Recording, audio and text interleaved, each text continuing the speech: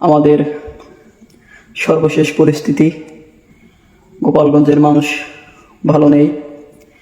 আপনারা জানেন আমাদের উপর কি পরিমাণ দমন, নিপীড়ন, নির্যাতন করা হচ্ছে। দেশবাসীর কাছে আমার আকুতি ও অনুরোধ থাকবে, আপনারা গোপালগঞ্জ জেলাবাসীর পাশে দাঁড়ান। আমরা ভালো নেই, আমাদের শহরটা ভালো নেই। আপনারা অবগত আছেন যে আজ আমরা আমরা কি বলবো, বলার মতন ভাষা নাই। ৭১-এর মতন আমরা মুক্তিযুদ্ধ, আর সারা বাংলাদেশ আজ পাকিস্তান হয়ে গেল। আমাদের উপর যে পরিমাণ নিপীড়ন, নির্যাতন করা হচ্ছে, কেউ কি কোনো কথা বলবে না? দেশবাসী কি কোনো কথা বলবে না? ৬৩ জেলা কি কোনো প্রতিবাদ করবে না? এই অস্তিত্বের লড়াই তো শুধু আমাদের একা গোপালগঞ্জবাসীর না। আমরা তো আমাদের জন্য শুধু লড়াই করতেছি না, আমরা দেশ ও জাতি ও সকলের জন্যই যুদ্ধ করতেছি। আজ আমাদের এই অবস্থা, আজ আমাদের রক্ষা করার দায়িত্ব তো বাকি ৬৩ জেলার ছিল। আর সকলের তো প্রতিবাদ করার কথা ছিল, আর সকলের তো রুখে দাঁড়ানোর কথা ছিল, আর সকলের তো মাঠে নামার কথা ছিল।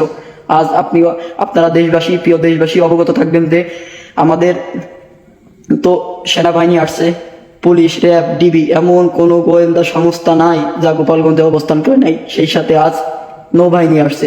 নৌবাহিনীর কি কাজ? আমাদের সকল নদী পথে নৌবাহিনী টহল দিচ্ছে, তারা মহড়া দিচ্ছে। আরে এটা কি যুদ্ধ? কি যুদ্ধক্ষেত্র সৃষ্টি হলো? তা যদি যুদ্ধ করতে হয়, আমরা কি একা যুদ্ধ করবো? গোপালগঞ্জ জেলাবাসী কি একা যুদ্ধ করবে? সেই যুদ্ধে কি আপনারা উপস্থিত হবেন না? সেই যুদ্ধে কি আপনারা অংশগ্রহণ করবেন না? এই যুদ্ধ কি আমাদের একা?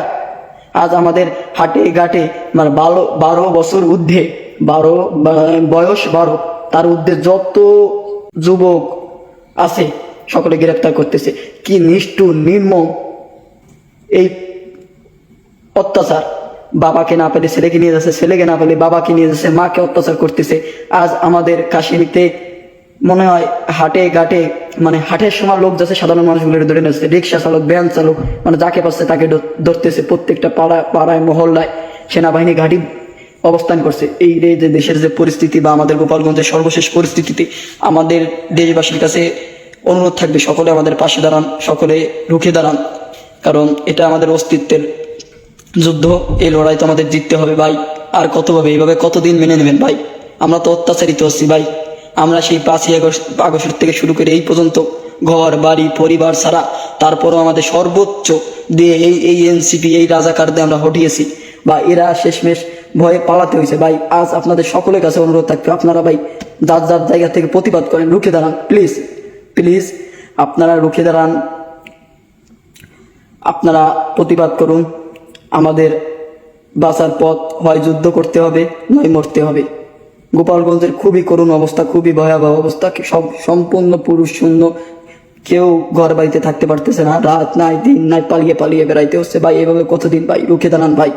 ৬৩ জেলার কাছে অনুরোধ থাকবে, সকলে রুখে দাঁড়ান, সকলে প্রতিবাদ করেন, গোপালগঞ্জবাসীর পাশে দাঁড়ান। যুদ্ধ আমরাই করবো ভাই, এই যুদ্ধ আমাদের জিততে হবে ভাই, আর কোনো ছাড় নাই। আপনারা সকলে পাশে দাঁড়ান। আপনাদের কাছে আমার অনুরোধ, সর্বোপরি একটা কথাই আবারও বলবো, গোপালগঞ্জের পথ ধরো, বাংলাদেশ স্বাধীন করো। গোপালগঞ্জের পথ ধরো, বাংলাদেশ স্বাধীন করো। গোপালগঞ্জের পথ ধরো, বাংলাদেশ স্বাধীন করো। সকলের কাছে অনুরোধ, আপনারা প্লিজ ভাই যার যার অবস্থান থেকে রুখে দাঁড়ান, প্রতিবাদ করুন। এই স্বৈরাচার ইউনূস অবৈধ প্রশাসন থেকে দেশ ও জাতিকে মুক্তি করেন। আজ আপনি যদি চুপ করে থাকেন, কাল আপনিও বাঁচতে পারবেন না। আজ আমাদের সকলের যদি একভাবে একসাথে বাঁচতে হয়, সকলের প্রতিবাদ করতে হবে, সকলে রুখে দাঁড়াইতে হবে। এই অত্যাচার, এই জুলুম, এই নির্যাতন আর মেনে নেওয়া যায় না। যে পরিমাণ, যেবারে নির্বিচারে যে পরিমাণ গ্রেপ্তার, নির্যাতন আমাদের গোপালগঞ্জে চলতেছে, এটা বোধহয় ৭১-এর পরে কোনো 25শে মার্চ কালো রাত আমরা পার করছি, এখন চলতেছে অপারেশন সার্চলাইট। আমরা তো এতদিন বই পুস্তকে পড়ছি, আজ নিজের স্বচক্ষে নিজে অভিজ্ঞতা সম্পন্ন ভাই পালন করতেছি ভাই। আমাদের বাঁচার কোনো পথ নাই, যুদ্ধ ছাড়া আমাদের যুদ্ধ করতে হবে। যে কোনো মূল্যে, যে কোনো অবস্থাতে যুদ্ধ ছাড়া আমাদের কোনো গতি নাই।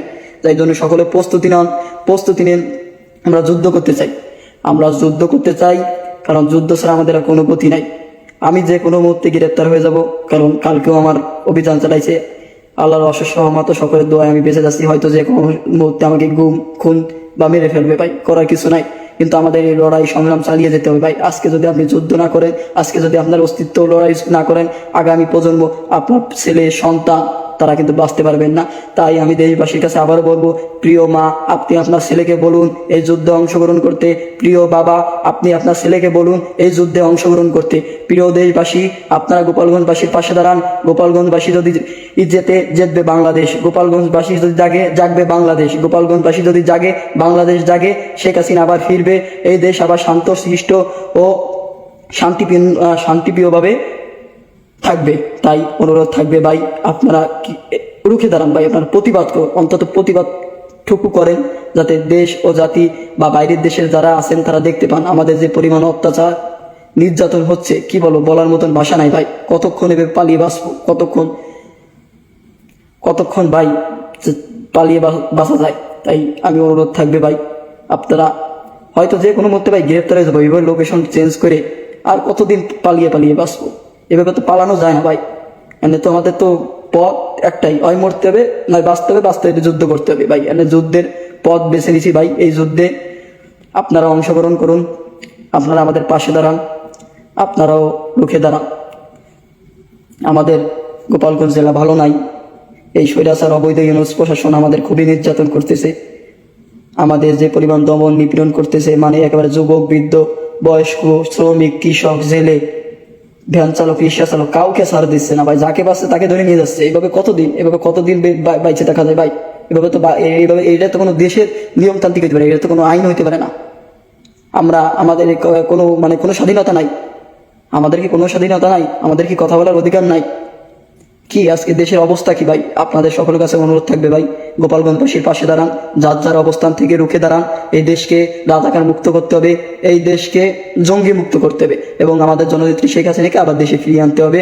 হয়তো যে কোনো মুহূর্তে আমি গ্রেপ্তার হয়ে যাব, আমি চলে যাব, আরও আপনারা থাকবেন। এই আন্দোলন ভাই থামিয়ে দেওয়া যাবে না। যার যা কিছু আছে তাই নিয়ে প্রস্তুত থাকতে হবে, শত্রুর মোকাবেলা করতে হবে। আমরা যদি গ্রেপ্তার হয়ে যাই, হুকুম দেবার বা নির্দেশনা দেবার যদি কেউ নাও থাকে, আপনারা আপনাদের জায়গা থেকে এই আন্দোলন, সংগ্রাম, প্রতিবাদ চালিয়ে যাবেন। ইনশাল্লাহ বিজয় আমাদের আবার হবে, এই বিজয় আমাদের হবে, এই বিজয় মুক্তিকামী বাঙালির হবে, এই বিজয় বাংলাদেশের হবে, এই বিজয় স্বাধীনতার পক্ষে মানুষের সকলে হবে। তাই অনুরোধ থাকবে ভাই, সকলে প্রতিবাদ করুন, সকলে রুখে দাঁড়ান। আর বিন্দু পরিমাণ ছাড় দেওয়া যাবে না ভাই। যে কোনো মুহূর্তে, যে কোনো সময় আমরা যার অবস্থান থেকে এই স্বৈরাচার অবৈধ খুনি ইউনুসের পতনের ঘণ্টা বাজিয়ে আর একটা প্রতি বিপ্লব ঘটিয়ে মাননীয় প্রধানমন্ত্রী জননেত্রী শেখ হাসিনাকে দেশে ফিরিয়ে আনবো ইনশাআল্লাহ। আল্লাহ যদি সহায়, আমাদের বিজয় হবে। যে যেখানে থাকবেন ভাই, সাবধানে থাকবেন, সতর্ক থাকবেন। আমাদের বেঁচে থাকতে হবে, আমাদের লড়াই করতে হবে, আমাদের এই যুদ্ধে জিততে হবে। তাই সকলের কাছে অনুরোধ থাকবে, সকলে সর্বপ্রথম নিজের সেফটি ফার্স্ট, সকলে সর্বপ্রথম নিজে সাবধানে থাকবেন, এবং সাবধানে থেকে একটা ডাকের অপেক্ষায় থাকবেন। যার জায়গা থেকে প্রতিবাদ করুন। বাকি জেলার মানুষগুলো স্ব অবস্থান থেকে যে আমাদের দলীয় কর্মসূচি আছে, দলীয় যে কর্মসূচি দেওয়া হয়েছে, এগুলো শরীরে পালন করুন ভাই, প্লিজ পালন করুন, রুখে দাঁড়ান। এবং যার জায়গা থেকে প্রতিবাদ করেন, ফেসবুকে, অনলাইনে, সামাজিক যোগাযোগ মাধ্যমে, কারণ মিডিয়া তো এখন আমাদের কিছুই প্রকাশ করে না। মিডিয়া তো এখন অন্ধ হয়ে গেছে, মিডিয়া তো এখন মুখে তালা হয়ে গেছে। এখন আর আসমান কাঁদে না, এখন আর কারো কষ্ট লাগে না। সুশীল সমাজ আজ চুপ হয়ে গেছে, সুশীল আজ ঘুমিয়ে গেছে। আমাদের জাগ্রত থাকতে হবে। আমরা জাগ্রত ছিলাম, আমরা জাগ্রত থাকবো। ইনশাল্লাহ আমরা আমাদের বিজয় ছিনিয়ে আনবো। তাই যে কোনো মুহূর্তে যমুনা ঘেরাও কর্মসূচি হবে, আমরা যমুনা ঘেরাও কর্মসূচির জন্য প্রস্তুতি থাকি এবং সাবধানে থাকার চেষ্টা করি। বাকি 63টি জেলার জন্য আবারও আমার অনুরোধ থাকবে, শেষ অনুরোধ থাকবে ভাই, আপনারা প্লিজ প্রতিবাদ করুন, প্লিজ গোপালগঞ্জবাসীর পাশে দাঁড়ান, প্লিজ ভাই আপনারা প্রতিবাদ করুন। আমার বলার মতন ভাষা নাই, আমার কি বলবো ভাই, গলায় যে গণগ্রেপ্তার, এই যে কষ্ট, আর কিছু বলার নাই। আপনারা ভাই প্রতিবাদ করেন। আমরা বেঁচে থাকলে হয়তো আবার দেখা হবে, কথা হবে। যে কোনো মুহূর্তে গ্রেপ্তার হয়ে যাব, যে কোনো মুহূর্তে অ্যারেস্ট হয়ে যাব, জানি না ভাগ্যে কি আছে। কিন্তু ভাই অনুরোধ সকলের কাছে থাকবে, যুদ্ধ যেন চলমান থাকে, বিজয় আমাদের সুনিশ্চিত ইনশাল্লাহ। আপনারা আমাদের পাশে থাকেন, আপনারা আমাদের সাথে থাকেন। এই গোপালগঞ্জবাসীর পাশে দাঁড়ান। গোপালগঞ্জবাসী মানে আমরা ভাই খুবই ভয়ানক অবস্থায় আছি ভাই। কেউ শান্তিতে নাই, কেউ ঘুমাইতে পারে না। হাটে বাজারে এই যে কারফিউ, কারফিউ দিচ্ছে। মকসেদপুর, কাশিনী, গোপালগঞ্জ সদর, টুঙ্গিপাড়া, কোটালীপাড়া মানুষ কাউকে শান্তিতে থাকতে দিচ্ছে না।